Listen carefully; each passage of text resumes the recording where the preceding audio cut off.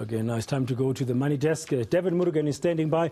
Good afternoon, Devan. I see there's some great news for that flood hit Toyota 4 months after those devastating floods in Durban. Yeah, I mean, good afternoon, Brad. And it was really symbolic of what the floods had done to business, because the physical pictures were there, and it really marked a devastating scene when you consider what happened. Well, Toyota's Prospecton Plant, like you said, is active again after a 4-month shutdown. The facility's production hub suffered extensive damage when devastating floods hit the KZN area in April. But as you can see, a tour today happening early on in the morning about how this plant had reopened. You'll remember that torrential downpour saw cars fresh off the assembly line in the company's flooded parking lot. Of course, very different scenes this morning when that plant reopened. Now, Andrew Kirby is the CEO of Toyota South Africa. I'm hoping you can hear me, Andrew. Good afternoon. Good afternoon. Yes, I can. Thank you. Well, that reopening of the plant, I mean, really, you know, one wonders, it's no doubt that it wasn't just physical, but really it was a symbolic recovery, wasn't it, from a devastating impact, not just for Toyota, but for Durban overall. One wonders how you and your team pulled it off in 4 months.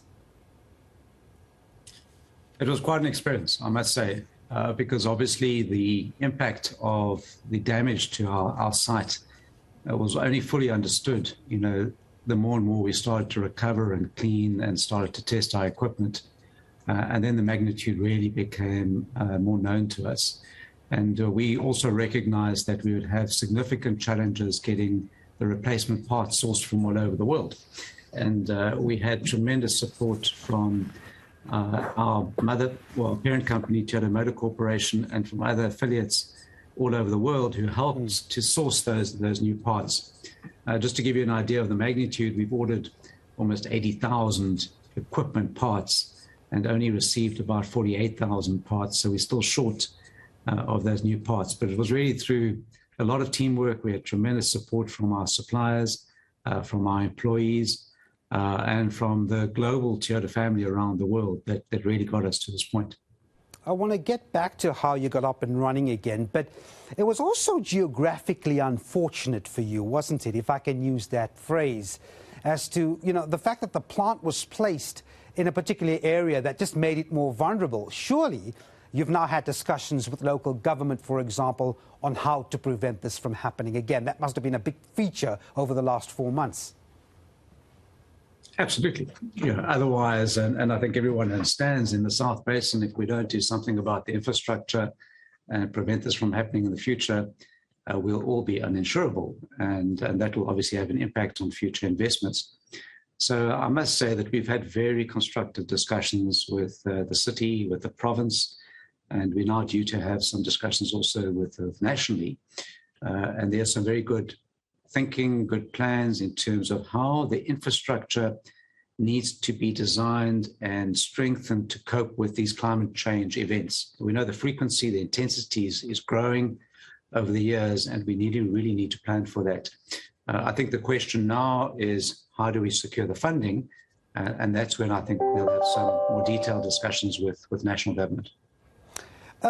Andrew, I mean, how is the recovery going in terms of your outputs? I mean, you were what, if I read the numbers correctly, 16% of market share in July. Just given what you've been through, generally you're about 25% of the market share. You've mentioned that you're still waiting for parts. You've ordered some. You've got off your feet to some extent. Let's talk about the actual business here. How's the recovery going?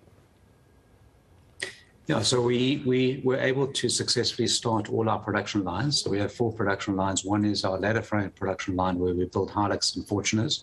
Yep. And that we started at the end of July. Then we have our passenger car line, where we build Corolla Cross and Corolla Quest.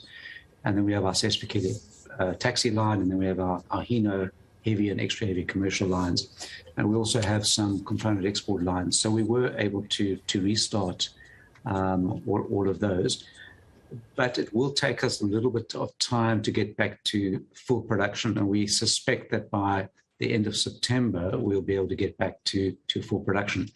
And the reason we've been able to do that is that we've put a lot of effort and energy, and I think it's really the tenacity of an innovation of South Africans to get to the point where we are recovering and repairing parts that should not normally be repaired.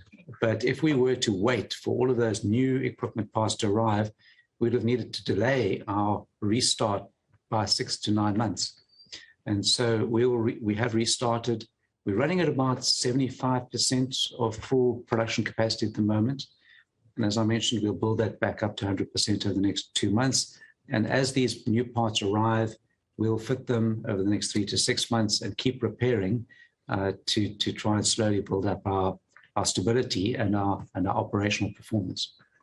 And just, Andrew, before I let you go, as you take count of what these floods really did, you know, when you look at what happened to the Prospecton plant, casualties here after taking account of what had happened. I mean, jobs-wise, staff-wise, when you look back, what's the damage really? I think one should always start by talking about people. Yep.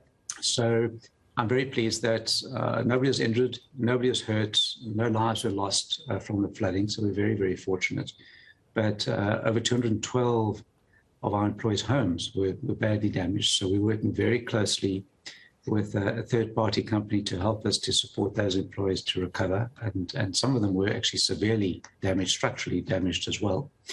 And then in terms of the lost production, we've worked out that for this calendar year, it's roughly 68,000 units. So that's an enormous impact on our business and on our ability to even survive. But fortunately, we had tremendous support from TMC in Japan that provided us with the funding to be able to transition this period. And then we had to scrap over 4,000 fully built-up vehicles that were so badly damaged from the flooding.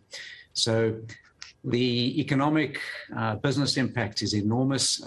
We're just hoping, and we've been communicating with our customers as much as we could, that our customers will be patient with us. We understand that that's not always possible, but we're doing everything we can to try and recover as fast as we can to be able to support our customers. Because if we were to lose, I think, big chunks of our customer base, that would be an even more severe financial impact on us as a business in terms of our future. But fortunately, they've been very, very loyal. I must say, I'm very appreciative of that. Before I let you go, I've got to sneak this one in. I mean, as you speak, the alerts for load shedding or power cuts comes on our screen. I mean, you've just dealt with devastating floods. This probably does put a spanner in the works for you, doesn't it, on the production line, these power cuts?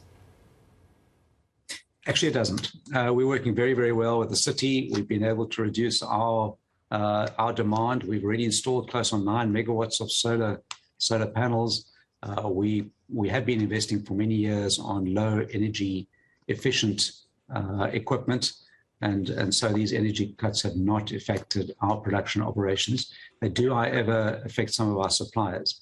And we've been making contingency plans with our suppliers so that they can build ahead. And we've increased our stocking supply so that we can manage those disruptions. Andrew Kirby from Toyota South Africa, CEO, thanks very much indeed for talking to us.